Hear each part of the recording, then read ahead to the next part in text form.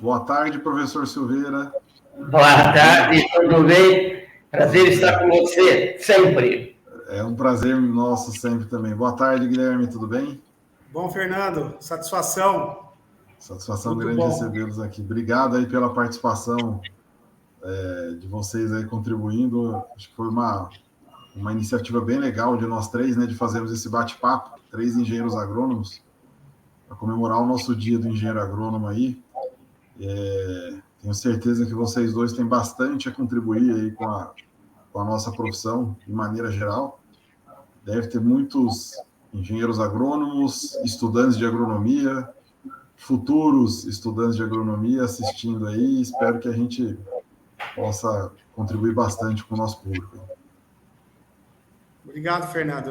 Na verdade, sim, já conhece a longa data, né? Já percorremos bastante coisa junto aí nesse desafio que a gente vive, né? E vai continuar vivendo dentro do agronegócio, dentro da pecuária. Nós tivemos oportunidades aí de sair de São Paulo, vir para o Mato Grosso, apesar de estar rodando o país inteiro, até os países, né? Mas a oportunidade de ver o potencial que é o Mato Grosso, né? O potencial que o Brasil tem de produzir alimento.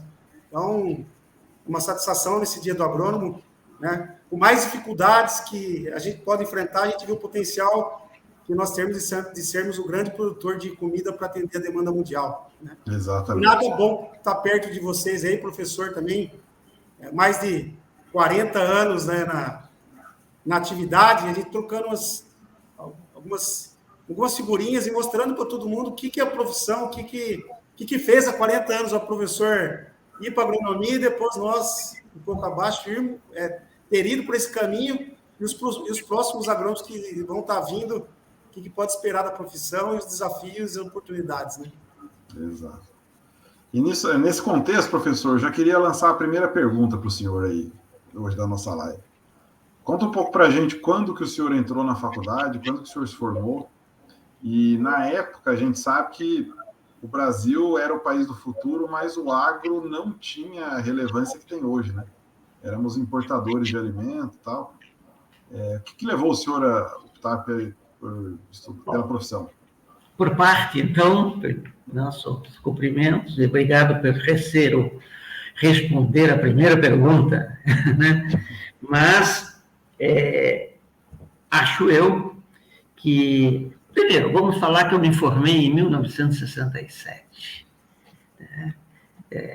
Em Piracicaba, na Exalc. Foi a primeira turma de 200 alunos, né? Porque até então variava, já estava em 150, antes foi menos, e assim foi subindo. E na minha foi a primeira turma de 200 agrônomos, né? Eu não tive muita dificuldade em escolher agronomia, né? Porque membros da família já tinham escolhido, não por mim, mas nós vimos o sucesso deles nesta profissão. Meu pai, Sigval Silveira, filho conhecido em Piracicaba por Dr. Vavá. Dr. Vavá foi professor de zootecnia na Exalc. Não fiquei na agronomia e na Exalc por causa de papai, porque eu sempre, nas conversas que tivemos e abordados sobre o futuro da agronomia ou das outras ciências agrárias, né, de produzir alimentos, né, a gente acreditava desde então que nós não... o nosso limite da agronomia não se reside ou não se residia, tá, apenas aos espaços geográficos determinados pelas limítrofes com outros países ou estados, né? Mas ultrapassava, deixando ao longe este aspecto apenas. Nós interferiríamos no desenvolvimento socioeconômico do homem, Ninguém vive sem alimento. Ninguém pode viver ou sobreviver, tá? Se não tivermos uma alimentação adequada. Então, esta é uma importante função hoje, amanhã e ao depois do engenheiro agrônomo. Veja bem, produzir bem e melhor não é só produzir o vegetal, o alimento vegetal primário, mas nós temos que mexer na sua estrutura, modificar enormemente a sua estrutura e transformar em comida pela máquina animal, fazendo uma proteína de alto valor biológico. Sem isso, tá, nós não sobreviveríamos. Então, eu acho que a agronomia tem um aspecto muito maior do que a simples consideração que, quando começa a falar agrônomo vai produzir alimento, é batateiro, que é o termo usado muito na agronomia. Não, nós produzimos batata, mas transformamos a batata em proteína de alto valor biológico. Só por aí, só por esses dois aspectos, dá para escolher a agronomia e ter certeza que cada vez mais toda a população mundial vai ser dependente dos agrônomos, da agronomia e de outras ciências agrárias, porque nós já deparamos que nós não vamos ser suficientes para atender tudo. Tá? Precisamos dos nossos companheiros, só que nós precisamos aprender sempre, produzir mais e melhor. É isso. E com menos. Essa talvez seja uma grande responsabilidade. Ciência, né? Nós vamos entrar nesse assunto, né? E nós vamos ter que aprofundar um pouquinho mais para ver se nós precisamos ser mais eficientes. Isso nunca vai parar. A eficiência vai nos acompanhar por resto da vida. Quando a gente se acha eficiente, falta um tanto ainda. Tá? Eu, por exemplo, preciso melhorar muito minha eficiência. Imagino que vocês pensam da mesma coisa. Nós nunca seremos totalmente eficientes, senão não precisava de tecnologia. Tecnologia não para. Tecnologia cresce dia a dia. Tecnologia é que nos faz ser melhor. E você, Guilherme, o que te levou a escolher a profissão? Foi um pouco mais complicado, né, Fernando? Meu professor Silveira, meu pai, falou. Na verdade, meu avô, formado na Luiz de Queiroz, meu pai morava dentro da Luiz de Queiroz, na época o professor morava lá dentro, e eles foram criados lá, tanto ele, que foi professor, formado lá na Luiz de Queiroz, como meu tio, Simval Silveira Neto, que daí foi professor de entomologia. E aí eu ia passar todas as férias lá dentro da Exalc, né?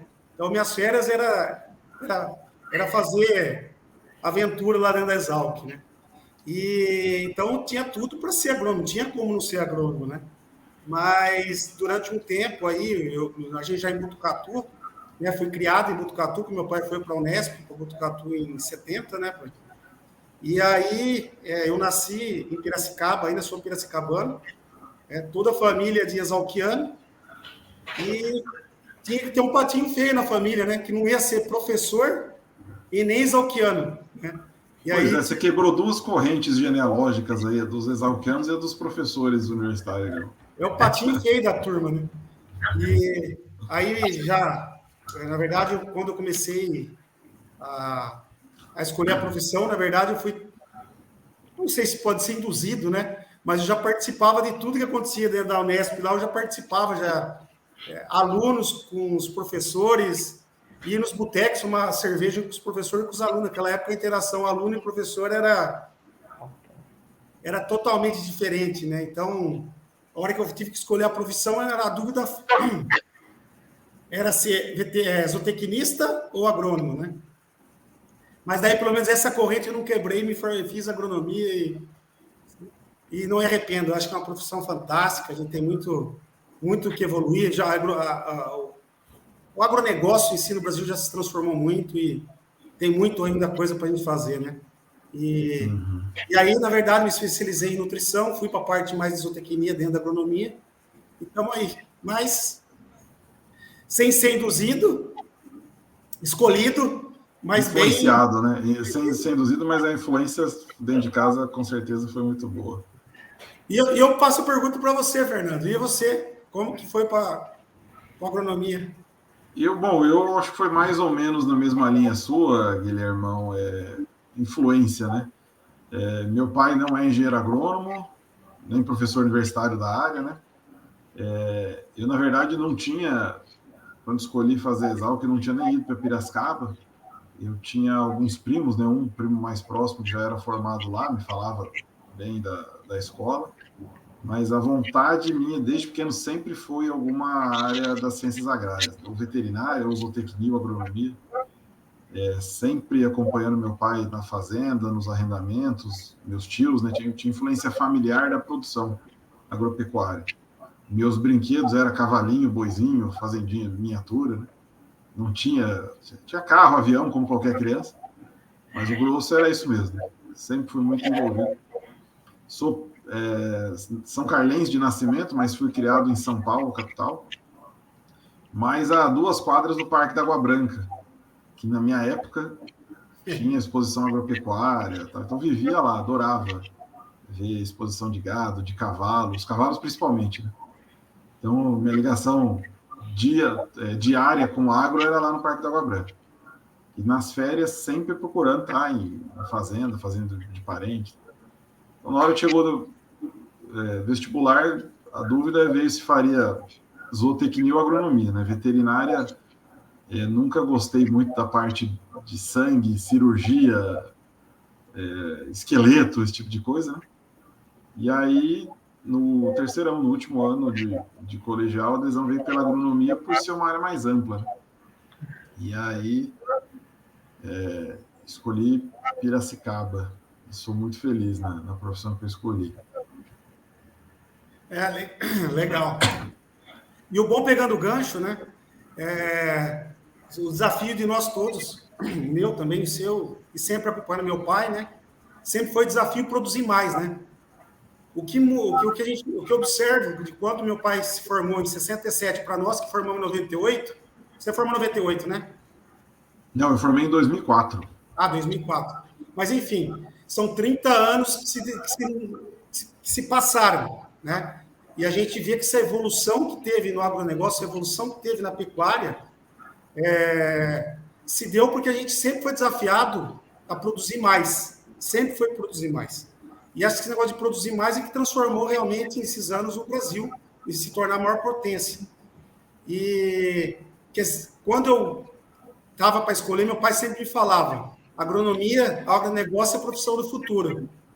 E eu sempre tive na minha cabeça, desde moleque, a agronomia ia ser a profissão do futuro.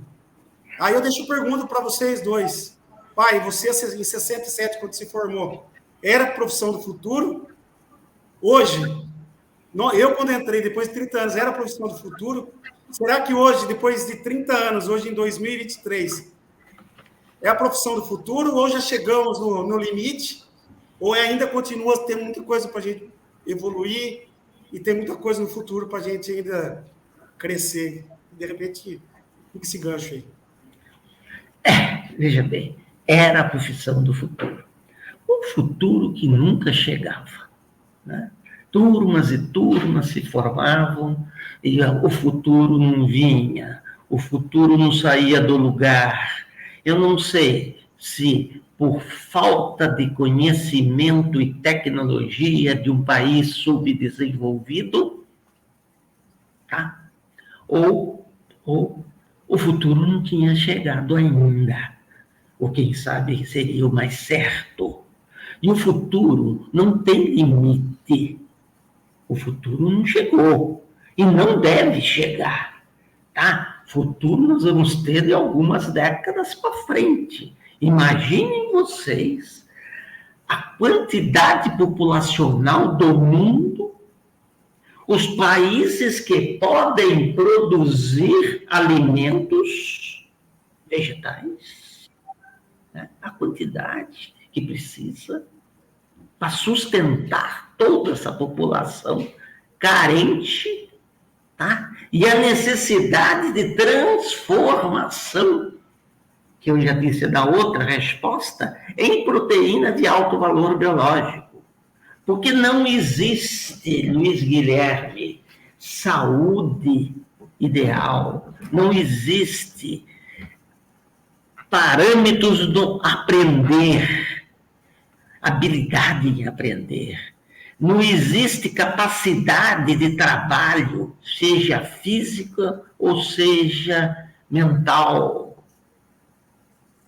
tá? Sem o advento de alimentos superiores de origem animal. Tá? Vejam bem, isto envolve muito a zootecnia, daí a razão de nós precisarmos da zootecnia, de nós precisarmos da agronomia e da veterinária para poder alcançar. O Brasil tem esse potencial de produzir? Teoricamente, sim, porque nós temos terra. Um país de maior volume de terra, de espaços geográficos para produzir. Nós temos água em abundância. Países que têm muita terra, cito Índia, não tem água. Próprios Estados Unidos, nenhum país Argentina, nenhum país produtor de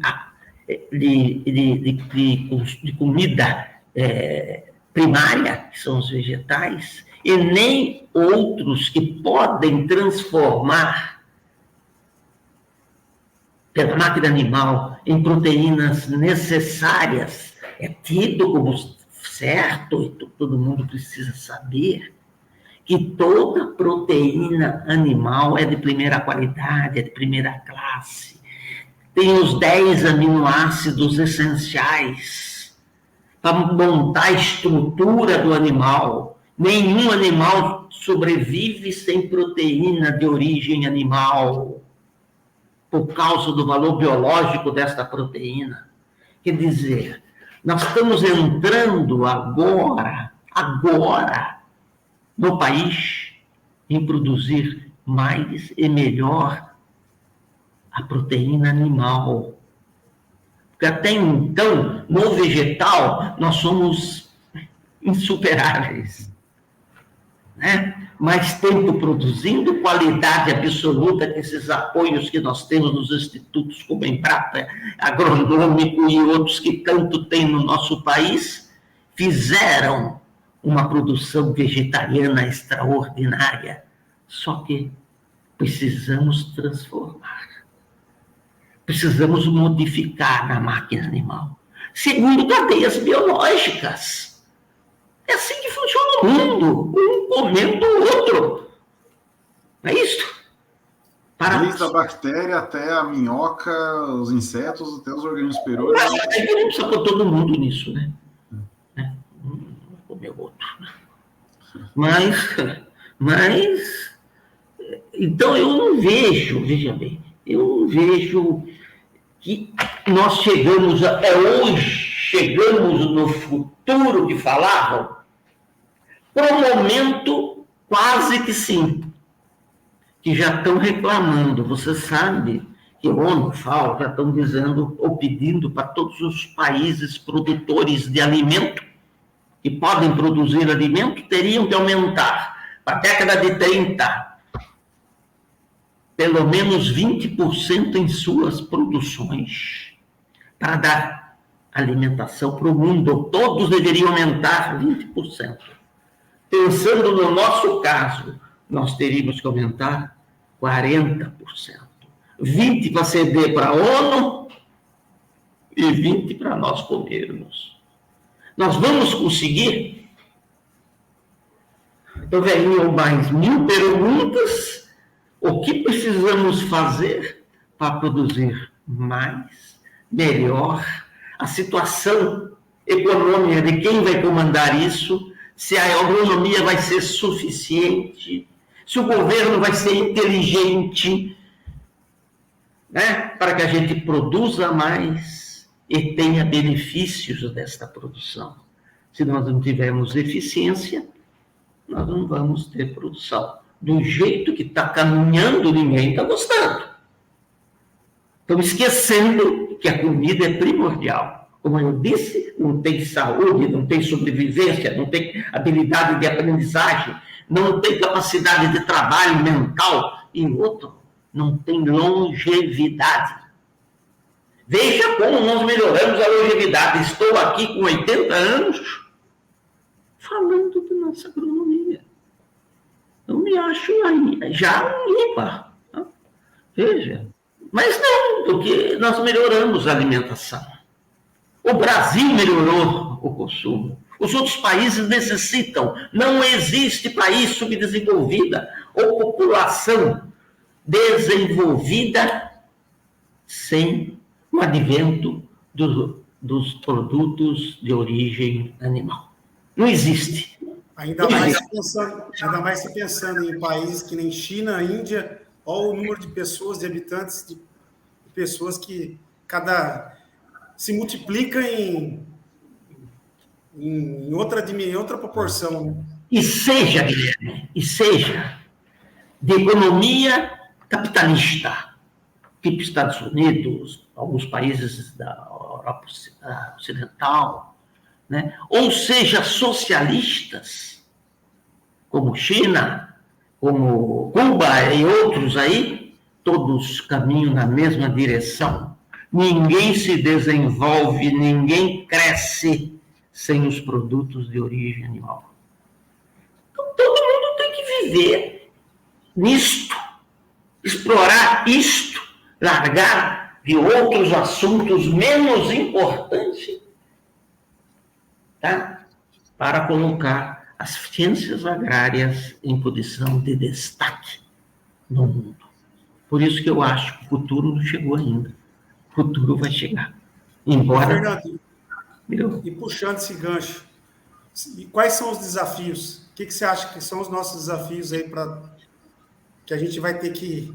para conseguir atender esses 40% a mais, só 40%, né? A gente já produz pouco, aumentar mais 40% e do jeito que na década de 30 nós falamos daqui 10 anos. Olha, é até difícil pensar racionalmente, acho que a gente tem que imaginar mesmo o que vai ser daqui para frente, mas os desafios atuais, eles já existem e são enormes, né? Então, acho que primeiro vamos listar, o Brasil hoje ele é protagonista, ou o primeiro ou o segundo maior produtor, exportador mundial de vários produtos, né? Carne bovina, aves, suco de laranja, soja, milho, enfim. Então, assim, se já é grande, já é um dos maiores, e ainda ter que melhorar já é uma responsabilidade grande, né? Além disso, a gente sofre pressões da própria opinião pública, né? Que, na minha visão, muitas vezes é influenciada sem ciência. E eu vou dar um exemplo aqui. Tem 2 recentes da última semana, né? Um deles é dentro de casa, com a esposa dizendo que ouviu falar que o leite não era tão bom assim, né? E aí tive que entrar com material, revisão bibliográfica, parecer da Sociedade Brasileira de Nutrologia, mostrando que não, o leite é bom. Mas os especialistas da grande mídia nem sempre estão pautados na ciência. E um outro trabalho interessante também da última semana, a gente está fazendo um trabalho de uma grande indústria de etanol de milho, que precisa responder ao seguinte dilema, né? Food versus fuel, ou seja, produzir combustível ou alimento. E a primeira resposta é o seguinte: será que isso impacta na disponibilidade e no preço de alimentos? E eu fiz uma revisão bibliográfica desde quando isso começou lá nos Estados Unidos. E os trabalhos são unânimes em não detectar efeito no aumento de preço ou na disponibilidade de milho com a indústria de etanol de milho lá nos Estados Unidos, que é o que a gente tem mais longo. Ou seja, quem tem essa dúvida, realmente, porque não foram atrás, e sim, são inúmeros trabalhos de meta-análise, de econometria, mostrando que não se suporta a hipótese de que o etanol de milho aumenta o preço dos alimentos, né? Então, acho que o primeiro desafio é esse, assim, mostrar para a opinião pública que muitas vezes o problema está criado na narrativa, na cabeça de alguém. Muitas vezes ele é real e a gente tem que estar aí para resolver, para encarar, né? Mas esse desafio de opinião pública, de narrativa, eu digo são de barreiras ideológicas, né? A gente tem interesses no mundo, o mundo não quer ter um país que ele se... Vamos pegar, o professor falou bem, né, extensão territorial. Os 5 maiores países do mundo, em termos de área, né? Você tem Rússia, China, Estados Unidos e Canadá, não nessa ordem, e depois é o Brasil. Desses daí, o único que tem clima o ano inteiro é o nosso. Então, o único que não tem arma nuclear também ainda é o nosso, né? Então, assim, qual que é o interesse de tornar alguém o maior exportador mundial de comida e agora de energia, né? De biocombustível? Isso daí se torna perigoso. Então, temos que arrumar pelo em ovo, mandar contar abelha e fazendo uma série de barreiras aí para essa turma ter onde gastar energia e não se tornar supremacia no mundo, né? Porque quem tem água, quem tem clima, quem tem comida e quem tem energia, pode perder. Acabou, né? Então, acho que esse é um grande desafio. E área não desmatada, né? E área não desmatada, exatamente, né? A gente tem um desafio que eu acho também, e até depois vou engatar com uma pergunta para o professor, que é adequar a tecnologia ao nível das pessoas. A gente tem um gargalo de mão de obra no campo, a gente está no campo sabe disso. Não tem gente para trabalhar, tal. Mas aquele peão, aquele tratorista da década de 80, ele de fato não se enquadra no agro de hoje, né? E a juventude que está no campo, que vai entrar no mercado de trabalho hoje, 16, 18, 20 anos, né? Essa juventude também não quer subir num CBT 1984, né, professor? Sem capota, né? Então, assim, essa juventude foi criada de uma maneira totalmente diferente, totalmente digital. Como é que a gente precisa fazer? Acho que a falta de mão de obra está muito mais na falta de adaptação do meio agro ao recurso humano que está vindo aí. Esse é outro desafio grande. Eu ia puxar, Fernando, eu acho que assim, se fala assim, eu acredito que o desafio realmente primeiro que você comentou, na verdade, eu sempre estava comentando esses dias, que é verdade, na verdade, a gente sempre está trabalhando para defender o que uma minoria barulhenta fala e sempre a gente está tendo que se defender. A gente tem que fazer uma campanha, uma coisa bem de, primeiro, mostrar tudo que a gente faz, que automaticamente a gente não tem que ficar se defendendo, porque sempre a gente está na defesa. Na defensiva. Nós temos que estar no ataque, né? Essa minoria que faz barulho é insignificante. São ideologistas que vêm com alguma coisa por trás, às vezes, de ONG de outro país, que vem para querer conturbar, na verdade, um negócio que aqui no Brasil a gente tem tudo. A gente tem área, a gente tem clima, ele falou tudo, mas a gente preserva, é todo mundo consciente. Não pode generalizar por meia dúzia que não fazem a coisa certa e generalizar para 99% que faz a coisa certa. Então, primeiro a gente tem que trabalhar mostrando tudo que a gente faz de bom, né? Então, estarmos preparados para isso, né? Que você falou, tudo, a gente querer brigar, a gente tem que estar bem respaldado tecnicamente para conversar, mas a gente tem que estar muito mais no marketing para falar tudo positivo, que a gente faz. Né? E eu concordo plenamente com você que o grande gargalo nosso é gente, é gestão de gente. Na verdade, você colocou, na verdade, a agricultura já está selecionando pessoas, eu digo, dentro da agricultura. E nós que mexemos com a pecuária, que estão todos envolvidos com a parte mais de zootecnia, né? Agrônomos mais envolvidos na zootecnia, infelizmente, a mão de obra pior acaba ficando para nós. Porque a agronomia já se paga melhor, já tem pessoas mais tecnificadas no campo. E o problema, eu digo, que é muito mais, que envolve um pouquinho até da sucessão familiar, que ainda o produtor da pecuária, da zootecnia, do boi, ele ainda é muito envolvido, ele quer o funcionário peão. E não dá condições mínimas para trazer pessoas boas para dentro. Então, se você pensa que essa mão de obra vai ficando cada vez pior, porque precisa da pessoa mais rústica possível, é difícil agregar rusticidade com conhecimento, com gestão. Então, assim, ou nós vamos mudar o jeito de encarar o funcionário que a gente precisa para poder remunerar melhor. Realmente ter um cara que é gestor da fazenda, da pecuária, senão a pecuária não vai acompanhar. Ou eu vou dizer assim, quem continuar dessa forma pensando, vai acabar saindo fora da pecuária. Porque se a gente não tem em qualquer negócio um propósito firme, uma gestão dos números, dificilmente a gente vai conseguir deixar essa fazenda ser rentável e eficiente. Porque rentabilidade só quer dizer uma coisa, está totalmente ligado com eficiência. Então, assim, deixa para a gente poder discutir um pouco mais para frente, ou teremos pessoas realmente gestoras dentro da nossa fazenda, com propósito claro, ou vamos querer ter peão lá na fazenda. Tem muita gente que escolhe ainda que o gestor bom é aquele que pega a fazenda e roda inteirinha a cavalo. Rodar cavalo é lazer. O cara tem que ser ágil, rápido. Será que vai ter que ser o cavalo a forma de ser o gestor da fazenda? Ou ele ter tempo para rodar a fazenda inteira, mas de uma forma mais rápida, e ter tempo de planejar, de acompanhar o que está acontecendo na fazenda, de gerir a fazenda. Só foi com uma deixa que eu acho que o pecuarista vai ter que mudar o jeito de entender do que ele precisa de gerir a fazenda. Nesse caminho de evolução tecnológica, eu vou contar uma experiência pessoal até, para a gente imaginar o que vai ser para frente. Eu não lembro quando foi, mas eu lembro que era antes dos anos 2000, porque eu entrei em 2000 na faculdade e eu não estava na faculdade ainda. Durante uma FEICORT, eu assisti uma palestra sobre o super precoce. Eu já era envolvido, pecuária e tal, fazenda, fui lá assistir em São Paulo. E significava produzir um garrote de 16 arrobas com 16 ou 18 meses, não me lembro exatamente. Assistimos lá a palestra e tal, e a sensação de todos que estavam na sala, isso antes dos anos 2000, é que era muito bonito, mas era um papo de louco, né? Isso aí é coisa de maluco, não vai existir. Hoje, 20 a 25 anos depois, é uma realidade.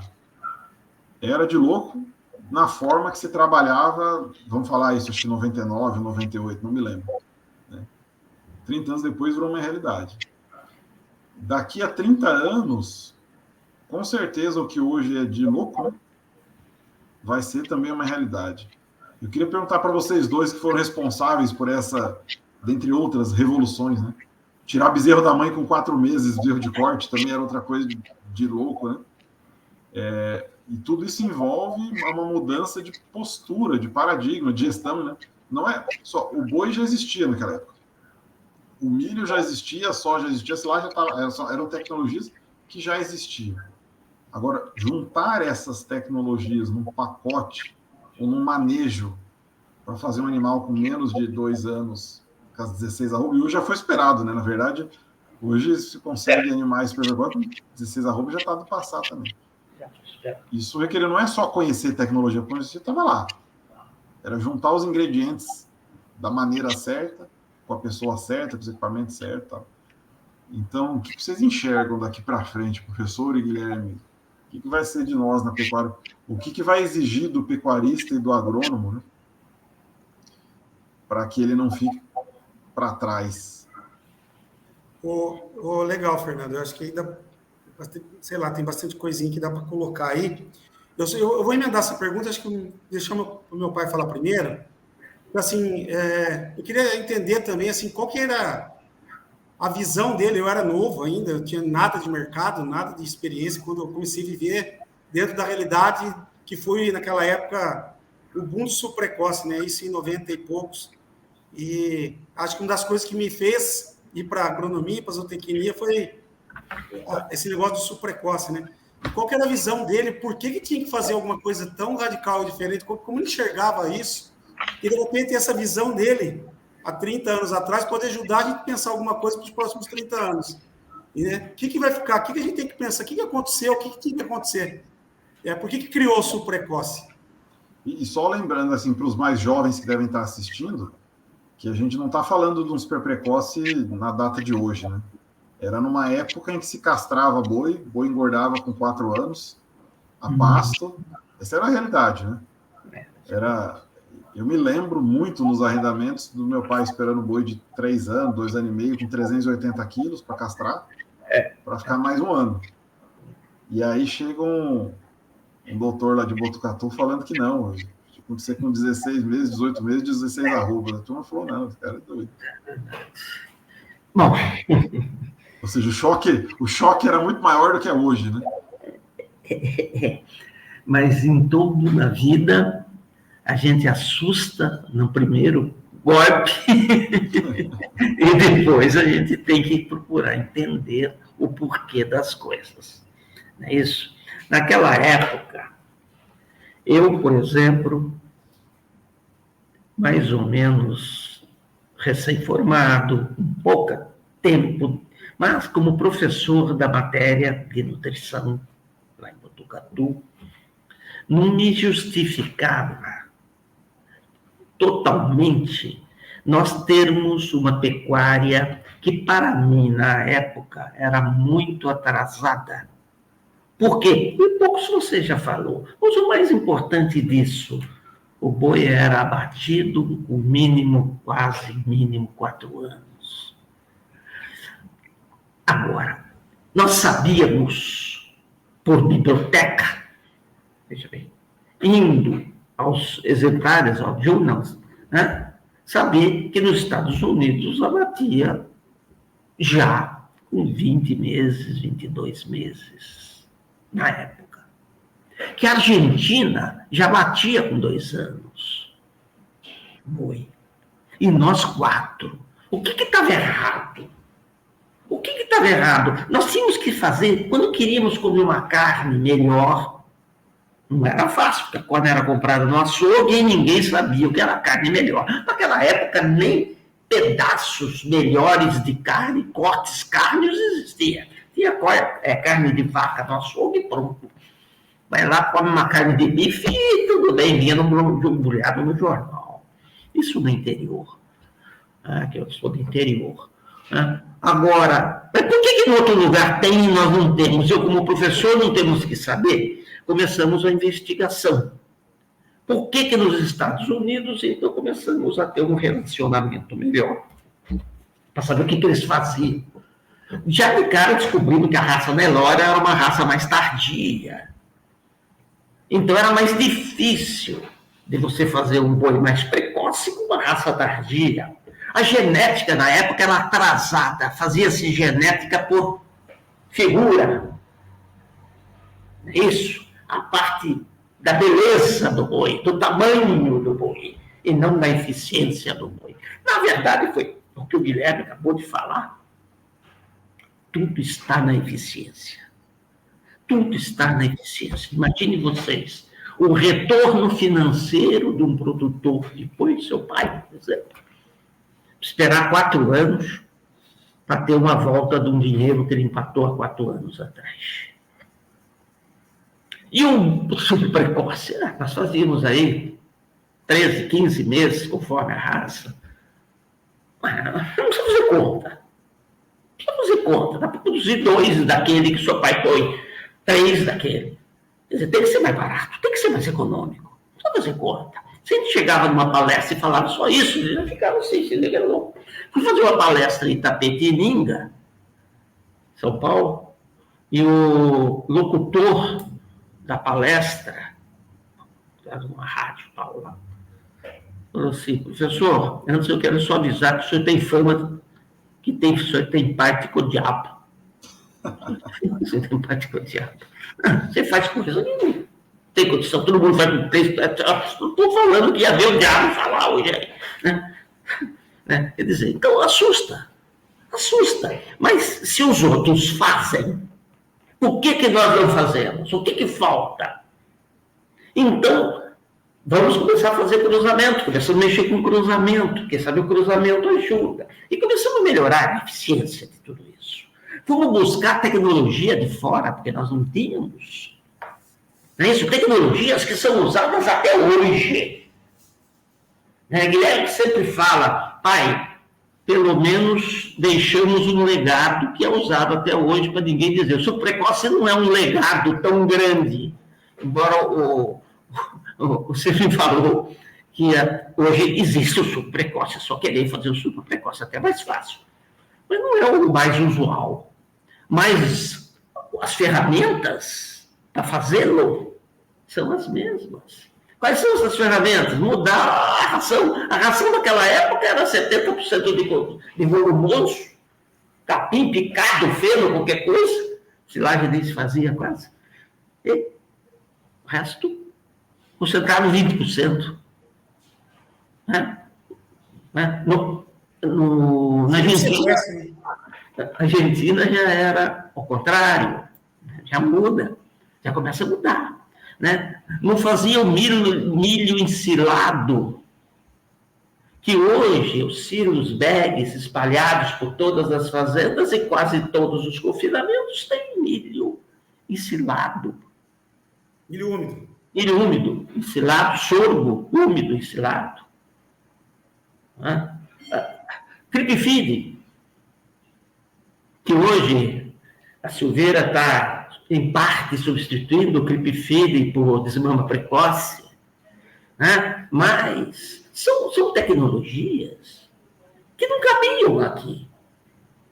Quer dizer, a hora que você começa a colocar tecnologias novas, a eficiência começa a melhorar. É isso? Eu quero pegar um gancho aí, pai, que eu acho assim. O que eu acho depois olhando 30 anos para trás e olhando hoje? A pecuária vinha, você não precisava produzir, você era extensivista, só de você fazer de comprar oportunidade, você era apenas especulador, você ganhava no especular. Era desmatar, especular, comprar, o que você fizesse, você ganhava. Então, eu acho que a grande visão disso, que não era dado tanto valor até no meio acadêmico, enfim, que demorou para você começar a ser usual, além das tecnologias que foram trazidas e usadas, que são usadas até hoje, a palavra é eficiência. Tudo que ele buscou há 30 anos era eficiência. Eficiência em fazer um bezerro melhor. Porque se não fizesse um bezerro melhor, que na época, como a gente não tinha o Nelore, era o cruzamento, não adiantava dar comida que aquele animal não ia responder. Né? Depois, não fazer um bezerro bom, diminuir o tempo de abate, é eficiência. Porque assim, o GMD, que é o ganho de peso, está totalmente ligado com rentabilidade e com margem. Porque se você demora 4 anos para bater um boi, qual é o seu custo fixo disso? Então, assim, tudo que foi criado 30 anos atrás era pensando, ainda acho que a gente pensava em produzir mais, mas a palavra já era eficiência. Então, assim, e a eficiência hoje é obrigatória. Porque antigamente, nesses 30 anos, as pessoas sobreviveram. Alguns, quem foi colocando eficiência, está vivo e muito forte hoje. Quem não colocou eficiência já está para trás, às vezes já saiu do mercado. Agora, eu vejo que os próximos 5 anos, ou a pessoa realmente é eficiente, ou eles têm os números na mão para realmente usar a eficiência, ou ele realmente vai sair fora do mercado mais rápido. Então, é isso que eu vejo, que a eficiência foi o grande negócio, cada vez vai ser mais. E digo claro, o sul precoce tinha início para começar e tinha início para terminar. Então, ele teve um protocolo. E tudo que se tem protocolo tem uma meta. E se tem uma meta, tem um objetivo e a gente sabe quanto a gente vai custar, quanto a gente vai ganhar, e a gente pode pensar hoje em mercado, em trava de mercado, enfim. Então, assim, acho que o protocolo que foi criado foi um sucesso, vinculado à eficiência. Depois evoluiu-se o protocolo, depois o pessoal da APTA que criou o 777, e cada um hoje tem que criar o seu protocolo. Nós temos que ter uma caixa de ferramenta na mão, que nós vamos usar o protocolo para o cliente A, que às vezes para o vizinho é um outro protocolo, cada um dentro da realidade e dentro do sistema que ele cria. Então, isso eu acho que é o grande legado, foi eficiência ligado aonde eu quero chegar, onde eu estou e onde eu quero chegar. Tá certo, é isso mesmo, muito obrigado por completar e melhor. Mais eficiente. O superprecoce trouxe outra vantagem, porque quando se matava um boi com 4 anos, é isso, a carne era uma. Matar um boi com 15 meses, a carne é outra. Então, naquela época, 30 anos atrás quase, a gente já sabia que a carne melhor, mais macia, tá? É a carne de jovem, é a carne do animal novo. Tá? Hoje ainda confunde-se, fala Se não tiver uma gordura X, não tem marmoreio. Não tem nada a ver com isso. Marmoreio é sabor, né? Maciez é idade. Não é isso? Então, isso já começou a ser cravado. Então, você aprende a produzir. E isso que acho que vai necessitar para daqui para frente. Nós estamos numa encurralado. Nós estamos encurralados. O boi não sobe, a matéria-prima está cara, e o que nós vamos fazer? E precisa comer, e precisa comida. Né? O que nós precisamos melhorar? A eficiência. Nós precisamos melhorar a eficiência. O que nós precisamos fazer? Então, os novos artistas, agrônomos ou tecnistas, tá? Tem que começar a descobrir eficiências. E isto vem muito do que está entrando na pecuária agora, só agora, o gestor. O gestor, que é começar a mexer, tá? Largar da cartilha que vovô fazia, que papai fazia, que eu fazia, que o meu administrador fazia. A fazer planilhas, a pôr o computador para funcionar, a inteligência artificial vai entrar aí, qualquer coisa nova vai ter que entrar para transformar essa eficiência em rendimento, para o boi deixar dinheiro. Não é isso? Então, eu acho que isso é para complementar o que você está falando, que essa pergunta, e nós agora? É a mesma coisa. É a mesma coisa. Naquela época, a eficiência ganhou. Agora também vai ser a eficiência que vai ganhar. Porque não tem jeito. Uhum. E talvez, acho que hoje o cenário é até pior, né? Toda época tem suas dificuldades. Mas esse boi de 4 anos castrado do sal mineral, ele dava dinheiro, né? Os pecuaristas, 90% não quebraram, né? Ou seja, hoje ele dava dinheiro à época. Hoje, eu acredito que esse animal não exista mais, né? Porque não existe. O cara não sobrevive. E nem quem está com confinamentinho ali, adubação de pastagem, se derrapar, tá subindo. Então, assim, a situação é mais apertada do que era naquela época, né? A gente buscar eficiência. O Fernando, eu sei que hoje o cara que faz, né, Confinarte, faz os melhores coxos do Brasil aí, levando eficiência para os confinamentos. A gente sabe que essa parte de manejo, assim, a gente sabe que comida é caro, que fazer o boi confinado acaba sendo caro, é parte do processo, que na verdade é mais caro dentro do sistema de produção. Uhum. Então a gente tem que cada vez mais ser eficiente dentro do confinamento, né? Porque se a gente tem que ser eficiente no confinamento, a gente tem que ser mais. Aí envolve uma genética boa, um animal que já vem bem formado, enfim, depois podemos até pegar um pouquinho isso aí na parte de cria. Mas hoje, como você vê, como você está ligado aos grandes confinamentos, levando estrutura, levando conhecimento, e a gente sabe que a gente viaja, conheceu bastante coisa fora, nos Estados Unidos, a gente sabe que o manejo dentro do confinamento é o que faz sobrar dinheiro, né? Como que você vê essa evolução dentro dos confinamentos aqui do Brasil, sei que roda bastante, como que está essa evolução de controle, de gestão de pessoas dentro do confinamento, gestão de produção? Dá uma pincelada para a gente, o que é a sua visão, né, para a gente aí? Olha, Guilherme, eu vejo, felizmente, uma grande profissionalização nesse cenário. Talvez, dentro das atividades pecuárias, o confinamento seja aquele que exija uma profissionalização maior, né? Eu não estou generalizando, porque eu conheço projetos de cria extremamente profissionais, tecnificados, projetos de pastagem, de recria, mesmo de engorda, extremamente tecnificados, mas o confinamento é aquele que puxa, que a pessoa enxerga, acho que dói no bolso primeiro, né? E eu vejo uma profissionalização enorme. Começou, como o professor mesmo já falou, com a nutrição, né? Então, assim, melhorou-se a nutrição a ponto de hoje eu dizer que a gente está equiparado aos melhores do mundo, Estados Unidos, Argentina, né? Em termos de nutrição, de uso de aditivos. Esse acho que foi o primeiro legado vindo dessa onda e aí do super precoce, mas não só, professor Silveira, né?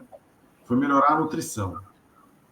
Aí, eu não diria que bateu no teto, porque o teto nunca existe na ciência. Na hora que você chega num teto, aparece um maluco lá e mostra que aquele teto já era piso, né? Mas a gente chegou muito próximo assim, de incrementos decrescentes em termos de nutrição. Aí veio genética. Para fazer super precoce há 30 anos atrás, tinha que ter cruzamento. Hoje a gente tem Nelore ganhando de cruzamento e novilha Nelore emprenhando também aí com 12 meses. Então melhorou-se a nutrição, depois melhorou-se genética. Aí teve também o movimento de equipamentos, né? As indústrias de vagão, de equipamento, de moinho melhoraram muito. E aí, assim, começou... Aí veio a gestão, né? O trabalho de vocês, inclusive da Silveira, própria Integra, uma vez que tinha-se a Ferrari com combustível adequado, tinha que ter o piloto, e ainda na média a gente não tem bons pilotos de Ferrari no Brasil, mas tem sim seus pontos. Então, esse trabalho de gestão, de formar as pessoas, de ensinar o proprietário, de ensinar os funcionários, de ter o consultor por trás. O consultor diria que é o painel de instrumentos de uma operação, né? Você tem lá o piloto, mas você tem o painel mostrando, ó, tá certo, tá errado, vai para aqui, vai para lá, né? Como se fosse um painel de avião. Então, melhorou-se a gestão. E aí, o que a gente começou a ver, e a nossa empresa cresceu nisso, é que você tinha lá uma Ferrari, combustível de primeira, motor de primeira, o piloto sentado, mas estava andando no barro. Estava andando numa estrada de terra. Então, a infraestrutura veio como consequência. Né? A hora que a gente começou a trabalhar na nutrição no detalhe, no equipamento no detalhe, o animal respondendo aí a ganhos próximo de 2 quilos por dia, às vezes mais. As pessoas, gestão, número na ponta do lápis. Pô, eu estou perdendo 5% da comida na rua de trato. O meu boi está com 20 centímetros de lama. Né? Então, os profissionais, quem tem gestão, já enxergou. A gente falou, eu preciso de infraestrutura para isso. Não dá mais... como uma fábrica, não dá para operar uma fábrica debaixo de um barraco de lona, com chão batido. Né? A mesma forma aconteceu nos confinamentos. Então, assim, vamos dizer, a medida disso é a demanda. Né? A gente vê muitos projetos profissionais.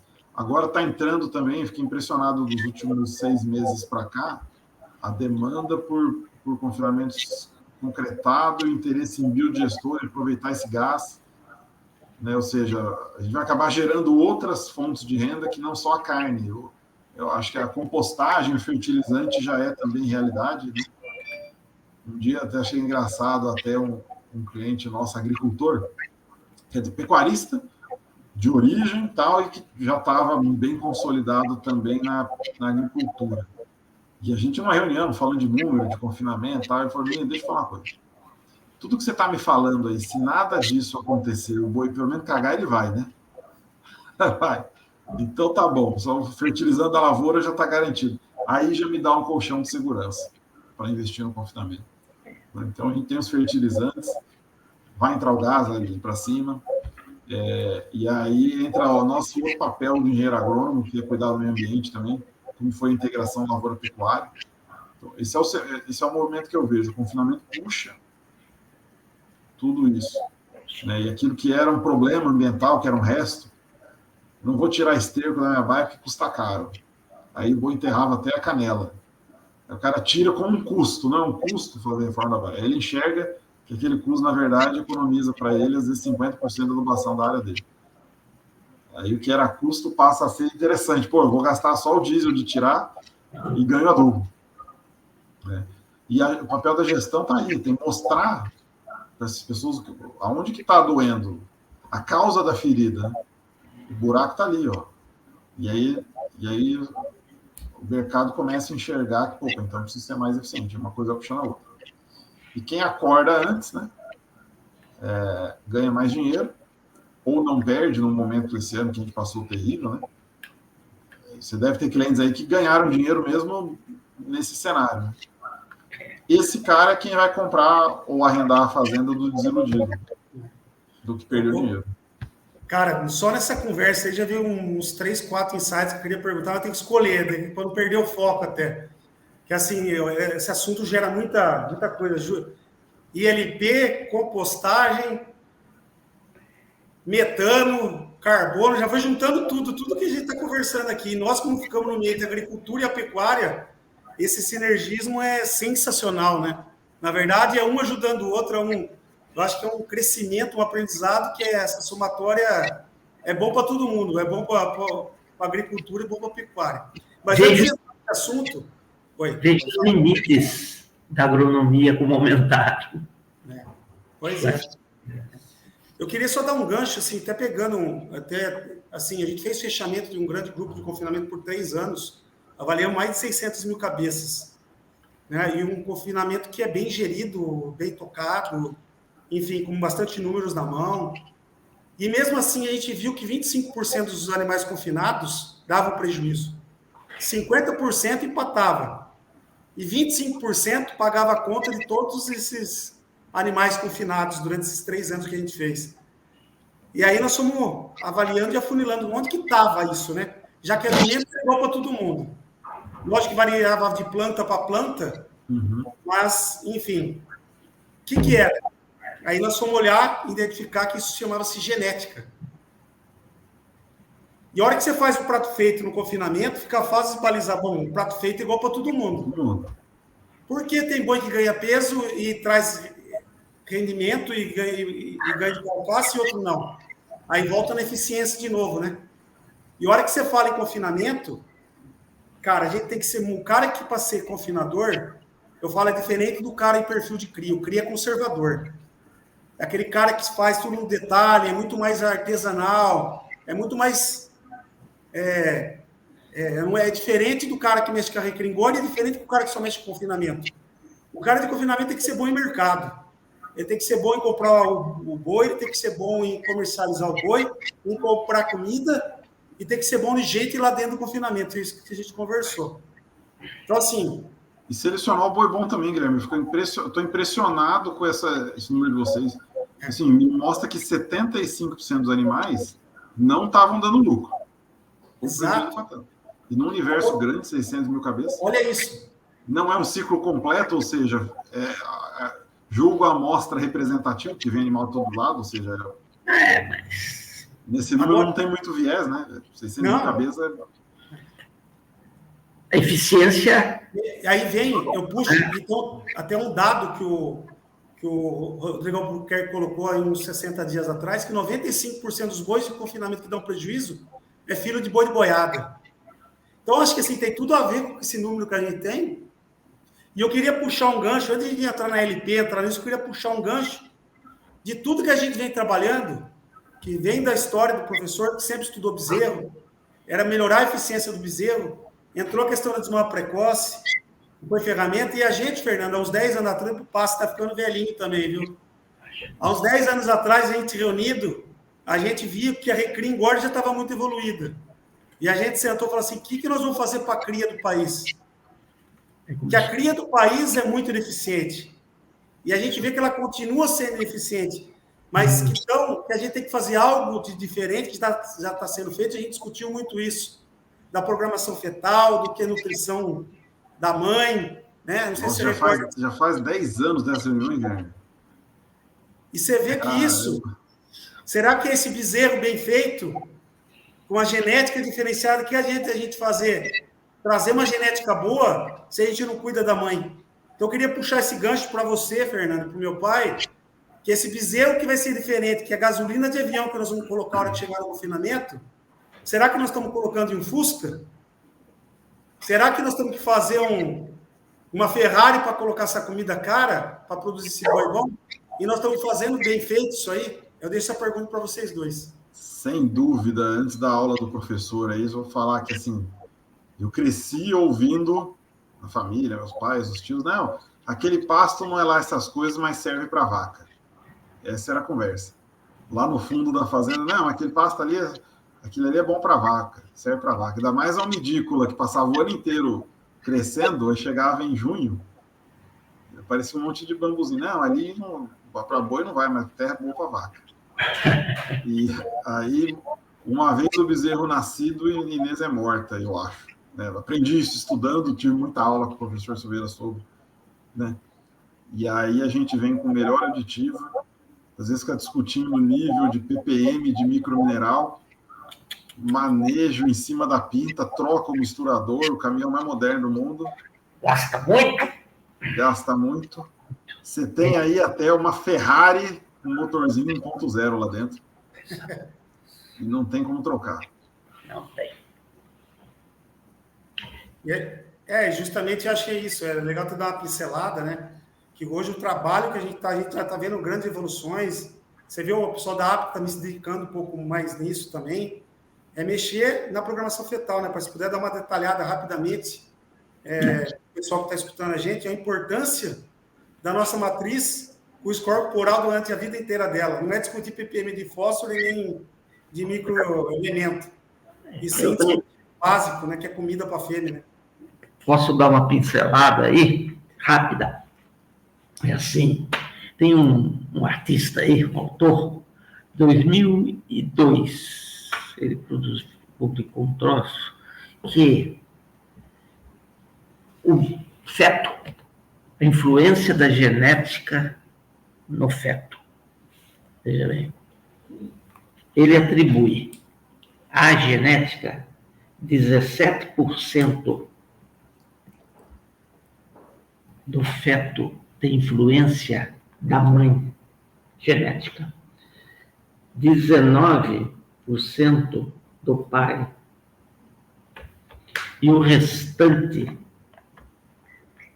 nutrição. Se somar aqui das 47%, né? 27, 7, 9, 16, 36, 6 para 10, 4, 64%. Nutrição. Quer dizer, veja bem, está tudo certo. Os 3 parâmetros interferem no crescimento do feto. Feto que nasce mais leve, eles já estão usando como refúgio. Já chama de refúgio. O feto tem que nascer com o peso adequado da raça. Não pode ser mais baixo. Se é mais baixo, porque teve deficiência alimentar nesses parâmetros, sendo a nutrição o mais importante. E a nutrição do bezerro, da mãe, nos 3 primeiros meses de gestação, são os mais importantes, porque estão formando os órgãos, estão formando a placenta, a angiogênese, que são os fatores sanguíneos que levam as veias, artérias que levam os alimentos, tá certo? Ocorre a primeira formação de fibra muscular. Tá? Então, nesta época, se não tiver, no mínimo, a ração, 10% de proteína, o feto não tem condição. Então, o que a Silveira levantou, na parte de nutrição, com o Guilherme, né, é que, se você fizer mexer, o importante de tudo isso, porque alimentar, você disse no início, alimentar vaca, ninguém alimenta vaca, dá prejuízo, segundo. Vaca não precisa fazer nada. Vaca aguenta tudo, não é isso? Então, sabe, temos que mexer, não é em suplementação. Hoje, suplementação não cabe. Porque vaca aguenta tudo. Não cabe, não está no momento de entrar. Quando eu estou mostrando que eu suplementei no primeiro semestre, no primeiro trimestre, não alimentei no segundo, no terceiro, mas no primeiro trimestre, que era mais importante, mas não alimenta. Tá? Então, o que eu preciso fazer? Mexer na estação de monta. Ideia nossa. O que é a estação de monta? A estação de monta teria que começar no verão. Você pega uma estação de monta que as vacas caibam, dezembro, janeiro, fevereiro esteja prenha, você vai pegar pasto por acima de 10% de proteína. Dificilmente as fazendas não têm 10% de proteína, independente do local que você joga as vacas. Se você atrasa a estação de monta, dificilmente você me mostra uma fazenda que está em março, com 7% de proteína, que é o necessário mínimo, necessidade mínima de proteína para o bicho crescer, desenvolver. Veja bem, então o que eu preciso? É encaixar a estação de monta no verão. Muito bem, e para isso eu preciso fazer alguma coisa para que a vaca, nos 3 primeiros meses, não esteja perdendo score corporal. Que, via de regra, é a perda de score corporal que faz com que essa vaca perca e não entre na estação de monta, não pega, porque perde muito score. Perde muito score de dar. E qual que são essas vacas? As que entram do meio ao fim da estação de monta. Então, se elas entram do meio ao fim da estação de monta, a maior parte do rebanho nosso, de bezerro, vai dar apoio mais tarde no período de creche e terminação, fracos. Carcaça ruim, rendimento baixo. E não tem o que corrija. Quer melhorar a qualidade da carne? Quer melhorar o desempenho? Quer que aumentasse a cifra que o Guilherme coloca, que 75 está puxando o dinheiro do bom? É as que sobram, é as cabeceiras. Bezerro que nasce no período novo, é o bezerro, ele fala novo, né? Do novo. É isso. Sim. Eu vou pegar um gancho, a gente faz o... E daí, só para dizer para você, só para você colocar. Então, a gente está fazendo o quê? Qual a ferramenta? Fazer desmama precoce. Fazer desmama precoce tira a necessidade de ela alimentar o bezerro que já está no pé por 7 meses. Até 4, 3 meses tira. E daí ela vai pegar aquela energia gasta no leite, vai transformar em score. Até pegando um ganchinho da desmama precoce, eu ia até fazer um outro comentário, mas só para não me deixar perder. A gente sempre foi desafiado a fazer a desmama precoce, principalmente por causa do Pantanal, né? Que assim, ou você tirava o bezerro ou você perdia. E hoje a gente está vendo que isso aí está sendo adotado por fazendas do alto também, principalmente. Que é justamente o que o professor está falando. Não adianta o conceito de jogar bezerro no chão, que o Fernando comentou, que o produtor de cria interessa. O que interessa é bezerro no chão. Não é essa conta, é totalmente errônea. Essa tira dinheiro. Na verdade, sim, é bezerro no chão, sim. Mas que quilo de bezerro que a gente desmamou por vaca que foi exposta? Essa que paga a conta. Porque a gente tem que vender bezerro, é o quilo do bezerro, essa é a moeda, e não o bezerro. Né? E a desmama precoce... Pode falar. Não. Quando você tem gestão, eu falo que a gente tem cria lá em casa, né? Quando você tem vacas identificadas individualmente, fazendo não é no Pantanal, é no alto, no cerrado, né?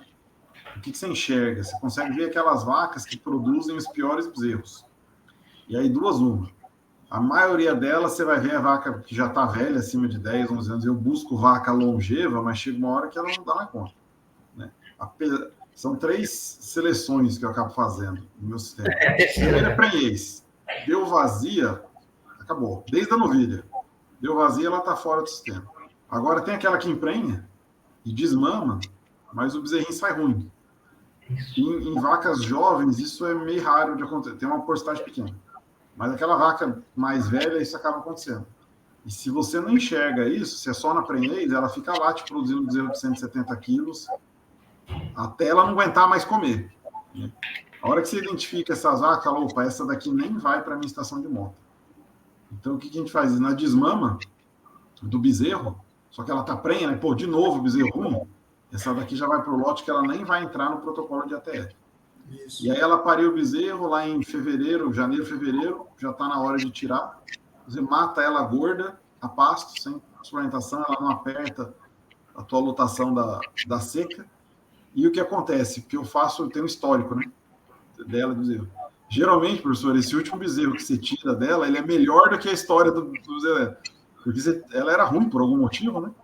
Desmamar bezerro de 170, 180 quilos, 175 quilos. Aí você tira o bezerro, ele vai sair da desmama precoce com 200.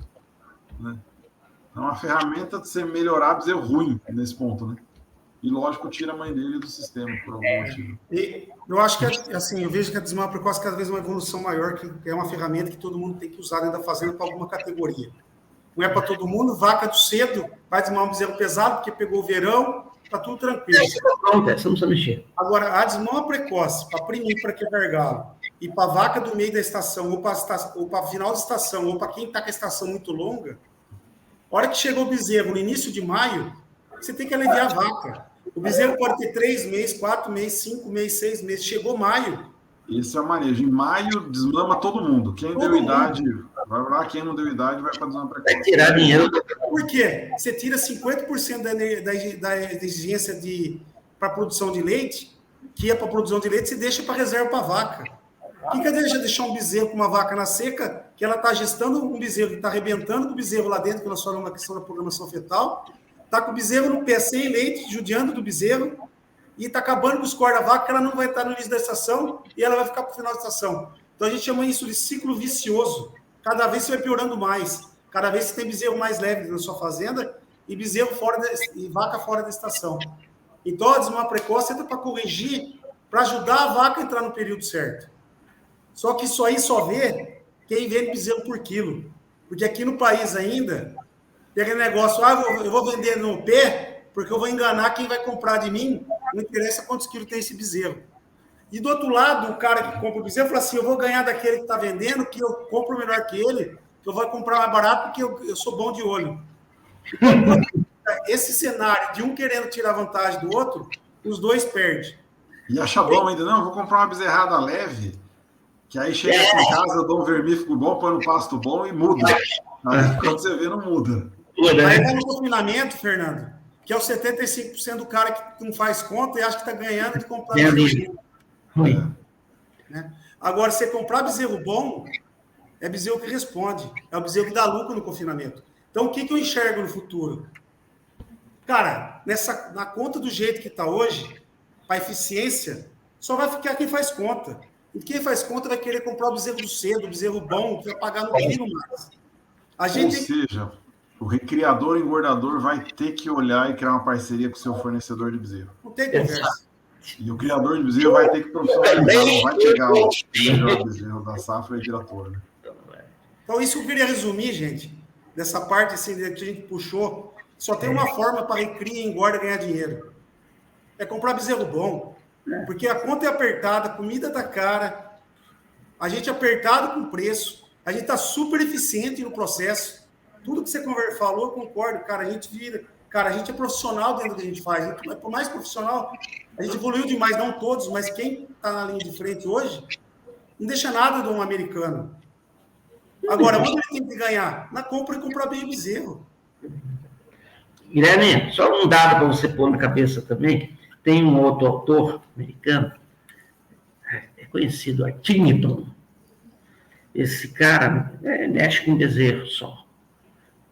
Ele usa desmama precoce aos 3 meses, eles fazem lá na Universidade aqui de México, agora não estou lembrando. E ele falou que a desmama precoce promove 2 índices de score corporal, de 1 a 9. Ele pesa 70, a novilha ou a vaca pesa 70 quilos a mais, só pela desmama precoce. Você vê, se mexer em 2 índices de score corporal, você vai deixar uma cobertura, gente, acabou.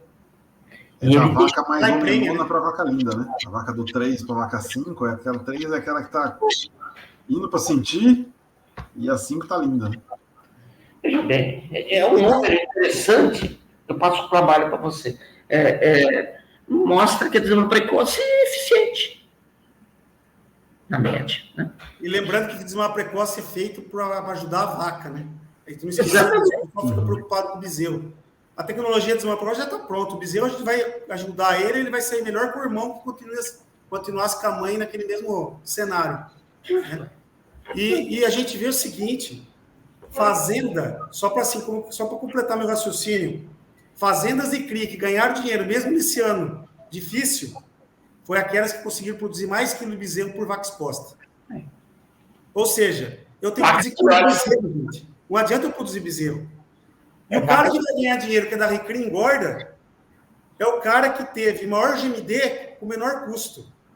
E como você vai ter maior GMD com menor custo? A eficiência, o bezerro tem que ser bom para converter. Então, os dois cenários, ou tem o bezerro bom que vem desde a mãe, ou o cara da cria não vai ganhar dinheiro. Esse negócio de fazer bezerro só não fecha a conta. Não fecha a conta. Esse ano teve o maior índice de fazendas que medem, que estão dentro do sistema da metodologia, que são mais de 800 fazendas, mais de 50% dos caras tiveram prejuízo. Só que tem 50% que ganhou dinheiro, porque são aqueles que estão preocupados em produzir um bezerro melhor. E isso para recria e engorda é a mesma coisa. Uma coisa, é o prosseguimento. Porque é o bezerro bom. Você está falando em qualidade animal, Guilherme, eu fiquei chocado com o número dos 75% só que paga a conta. A minha expectativa é que essa proporção existia, mas não era tanto, né? Imaginava que, sei lá, 50% dos animais dessem lucro. E outra, num grupo grande, como eu sei que você avalia, que é eficiente, né? Ou seja, quem tem custos piores ou manejo pior, vira 10% paga a conta. E eu estou lembrando de um cliente que a gente acompanhou esse ano, um boitel, né? Que, ou seja, não controla a genética dos animais, mas teve um dos lotes que ele chamou e falou: olha, Fernando, esse lote aqui, o cliente reclamou. Me explica por que ganhou, o desempenho foi tão baixo e o ganho de peso vivo, o ganho de carcaça, o cliente dono do lote não ganhou dinheiro. E assim, como estava no boitel e, como você diz, o PF é para todo mundo, né? O prato feito para todo mundo, a gente foi tentar investigar a causa. Primeiro é manejo, né? Foi ver as notas de coxo, tudo certinho, estável, o consumo foi dentro do planejado. Se comeu igual os outros, por que esse lote não ganhou, né? Sanidade, fomos ver, não teve nenhuma ocorrência sanitária, os animais já tinham sido abatidos. E procura daqui, procura de lá, até que fui no Romaneia, do frigorífico, onde tinha a idade desses animais. Os animais entraram, peso de entrada, média de 380 quilos, né? Adequado. Esses animais teve uma média de abate, né? Eu não lembro exatamente o número, mas, por exemplo, 50% do lote acima de 4 anos. Aí, 20% do lote 30% do lote de 3 a 4 anos. E 30% do lote abaixo de 2 anos. E matou a charada, né? Pô, um animal que chegou com 4 anos, 380 quilos para entrar no confinamento, né? Já não tinha muito o que fazer mesmo, mas não sabe a idade de entrada, né? Chegou aquele lote de animal, chifrinho pequeno, Nelore bonito, 380 quilos, fechou. O vizinho dele, que também tinha 380 quilos, mas foram abatidos 80% abaixo de 24 meses, a conta foi outra, né? Então, realmente, chega um ponto que não tem mais o que fazer. O produtor vai ter que assimilar, né? Vai ter que fazer ponto que vai sair da atividade, você vai ficar profissional. Não assimilou ainda. Isso não precisa da gente, precisa dos zootecnistas, precisa dos nossos agrônomos, precisa dos profissionais, porque são as pessoas, cada vez mais, puxando um pouquinho de inteligência artificial. Cara, se você parar para pensar um chat GPT, você fala assim, não precisa mais de nós, né? Nós estamos tudo fora, porque você faz uma pergunta, ela responde tudo. O que ela deve ter conhecimento técnico? Aí entra a gente, no dia a dia, com o nosso know-how, com o nosso conhecimento, de lidar com as pessoas, de entender um pouco mais profundo para fazer a diferença, né? Que aí entra o ser humano, né? E acho que isso aí, o robô não vai substituir, né? Não. Parece que não.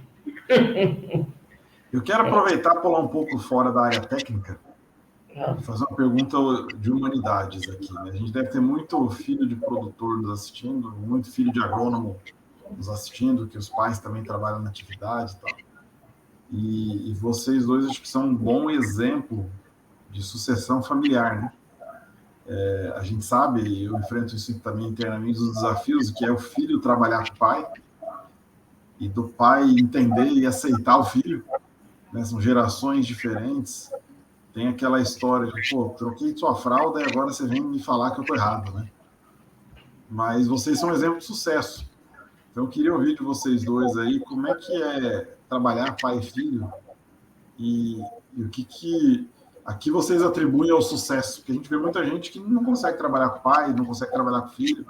E na nossa área é relativamente comum, né? Essa sucessão. Você ou eu? Eu? Pode ser. Os dois têm que falar, vamos ver quem começa aí. Não, eu acho que, primeiramente, a sucessão começa no nascimento do filho. Não começa depois que ele está formado. A amizade do pai com o filho é fundamental na criação. Não é dentro da universidade que você vai ver esta amizade. Você tem que enxergá-la antes para você, um aliado seu, desde o início. Então, ele vai ver todo o histórico que teve para conseguir as coisas, saber conversar da mesa, da alimentação em todo lugar. Eu acho que a sucessão começa no início da vida. Depois, prolonga-se e avisar ou mostrar para um pai que maior orgulho que um pai tem ou vai ter é que seu filho o supere quanto antes. Isso eu falo, inclusive, para os meus alunos que eu orientei. A maior satisfação do orientador é ver o seu orientado já estar na sua frente, mostrando, logicamente, o meu valor. Como orientador, como pai. Então, isso eu não abro mão. Por isso eu não deixei ele falar antes. Tá? Porque eu que fico orgulhoso, e não ele, eu, de ver ele sobrepondo, indo bem em todo lugar, falando bem, sendo aceito na comunidade. Isso mostra que eu tive um valor fundamental na vida profissional dele. Então, acho que o resto o Guilherme pode comentar. Então, quem vê o filho melhor que o pai enxerga isso, você pode entregar tudo, você não precisa nem vir aqui. Ele vai fazer melhor que você. Por que você vai dar palpite?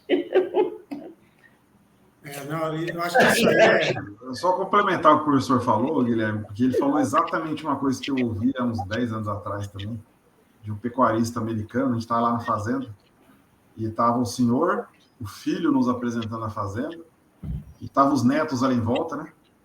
E aí a gente perguntou para ele o que o senhor fez para conseguir ter essa sucessão, e o filho, seus netos estão aqui. E aí ele falou, não é uma frase que eu responda uma pergunta. É um livro que você escreve desde quando o filho nasce, né? E o professor falou exatamente isso daí. Agora vamos ver do lado do filho, Guilherme. Agora, eu acho que tem que fazer, não é tão fácil assim também, não, né? Fernando, não, e colocar, eu acompanho o Vinícius também, você fazendo a mesma coisa, né? Andando a cavalo, fazendo isso,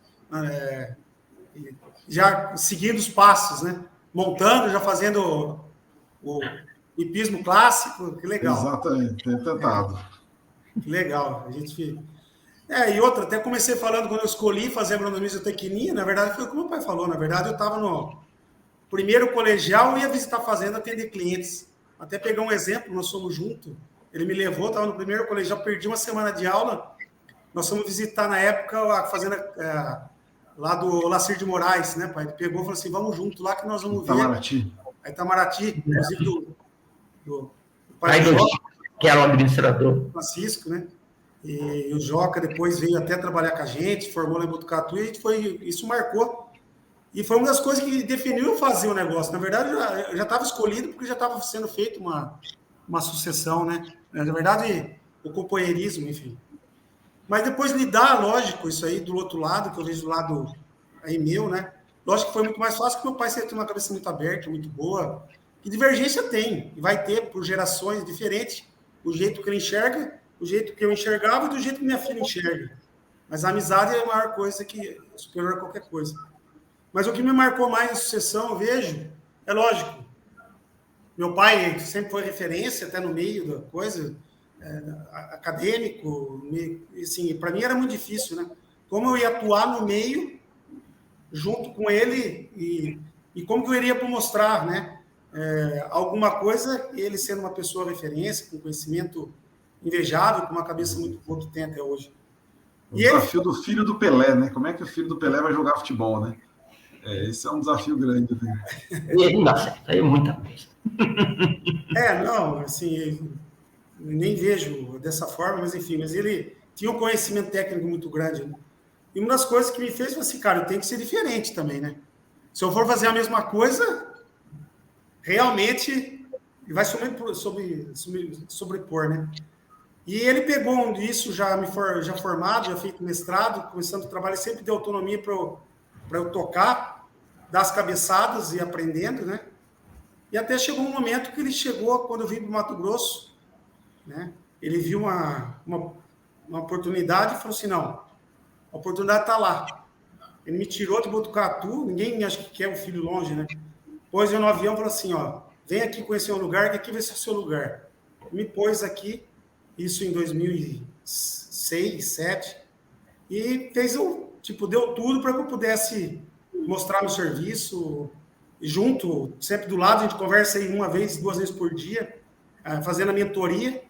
Então, assim, ele, assim, é totalmente, acho que mérito, e conseguir fazer sucessão muito mais dele do que o mais novo sempre acha que sabe mais, né? Tá bom, não sei que sabe mais. Eu queria que fosse assim. É diferente, que o pai já está passado, enfim, a gente tem essa... Mas é assim que é. Sensação. Mas, assim, ele sempre complementou. Então, assim, sempre nas dificuldades, ele deixou eu poder voar, tomar as cabeçadas, aprender, a fazer a extensão, que, na verdade, eu deixei de ser professor, que foi uma coisa que eu pus na minha cabeça, que eu queria ser diferente, e poder pegar todo o conhecimento e a prática, todo o conhecimento que, na verdade, tinha, e levar para o campo para fazer parte de extensão. Acho que essa soma que deu certo. E ele, como meu guru sempre, continua até hoje. E isso a gente tenta replicar dentro da Silveira da mesma forma com os nossos. A gente dá asa para as pessoas, dá condição, e a gente está atrás dando suporte. E se pudesse dar um conselho para um filho que está enfrentando o desafio de trabalhar com o pai, começando a vida, em uma frase, o que você daria, Guilherme? Eu vejo assim, eu vejo, por exemplo, o agronegócio, a agricultura, a sucessão é bem mais simples. Porque o filho, eu vejo assim, principalmente no Mato Grosso, a agricultura é um pouco mais recente, a sucessão já é um pouco mais simples, em grandes casos. O filho já está junto e acompanhando desde novo. Já estão tocando lá o negócio. A gente vê muita sucessão dando certo.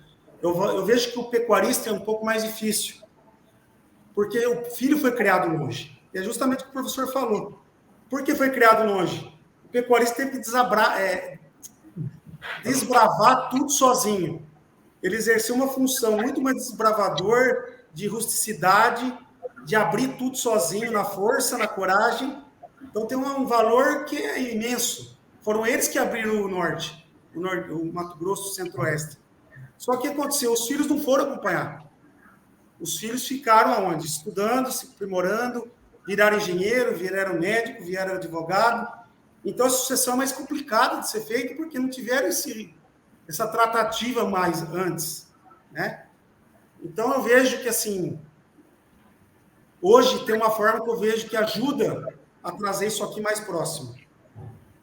É a parte de gestão, para ajudar a trazer os números e aproveitar todo o conhecimento, tentar o pai ficar próximo, usando ele, todo o conhecimento dele, não na parte de número, na parte de gestão, mas a parte de estar de conselhos, de escutar conselhos, escutar alguma coisa, tentar aproximar para o pai dessa forma, mas que use os números e as informações para ele ajudar a tomar decisão. Porque ele, como veio com esse conceito novo dentro da pecuária, ele já tem esse conceito dentro do ramo de serviço dele. Pode ser no médico, na advocacia, né? Ele só gera através do número.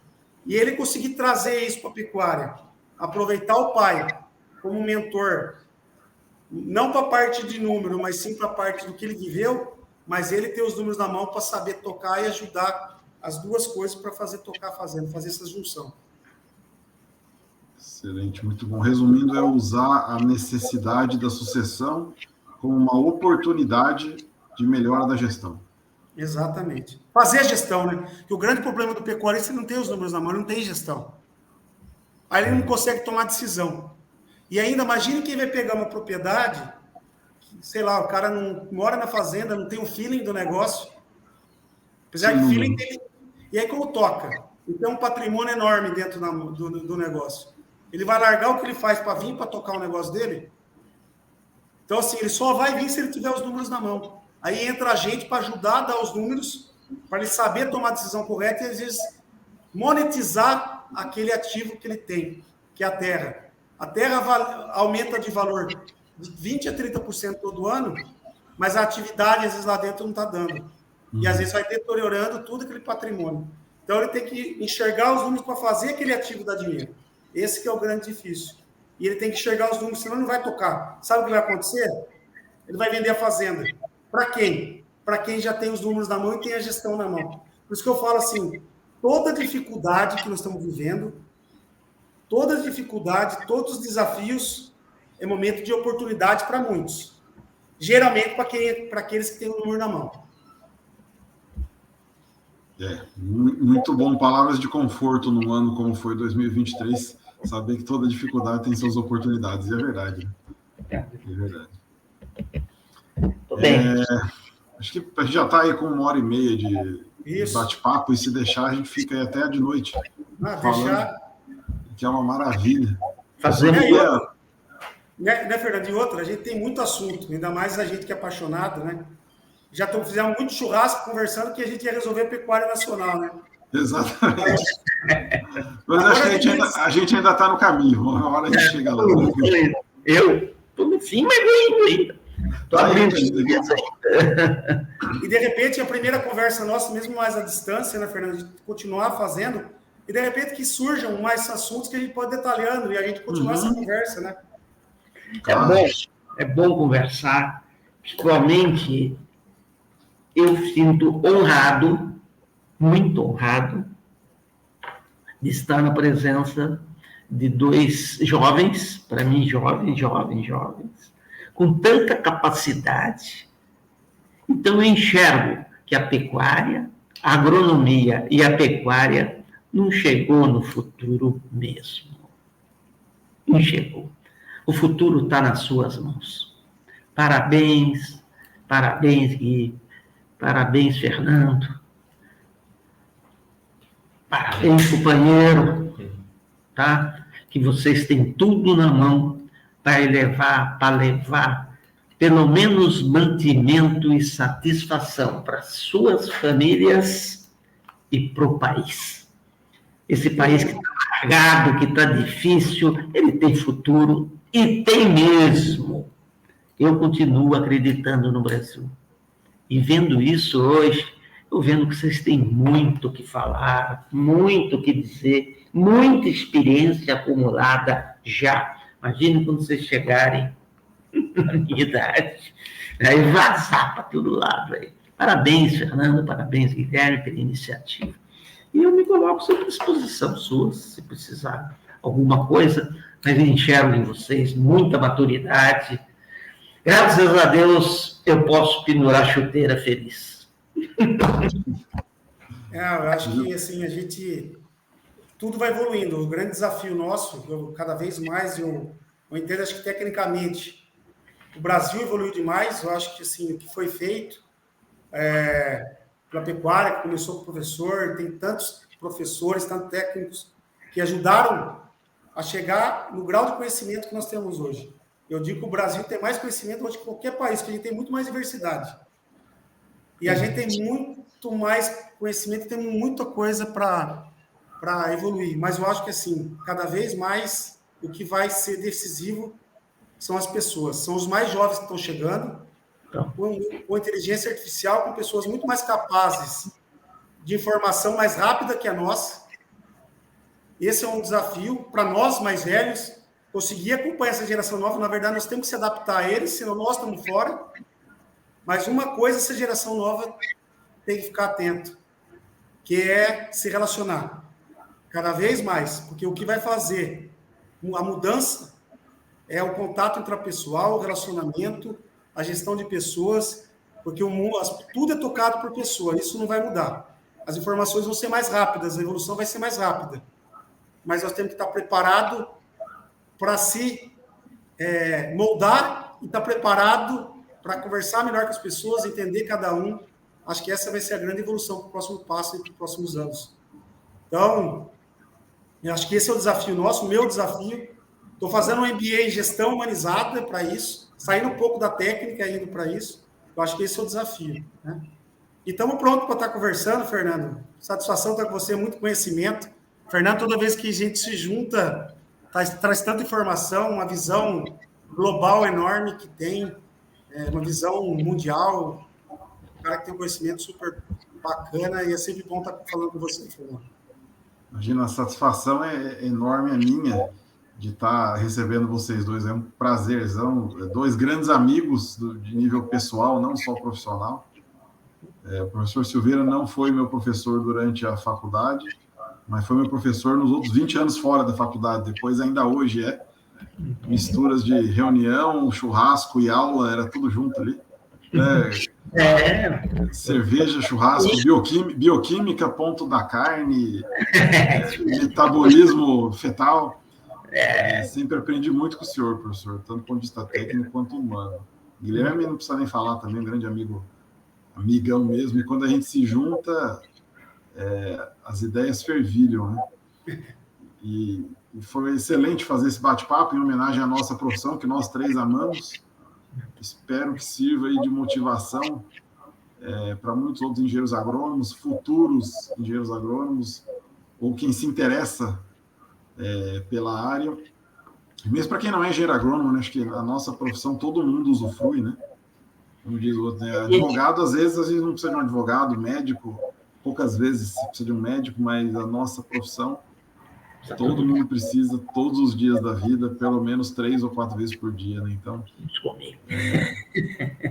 que esse bate-papo seja bom também para os não engenheiros agrônomos, né?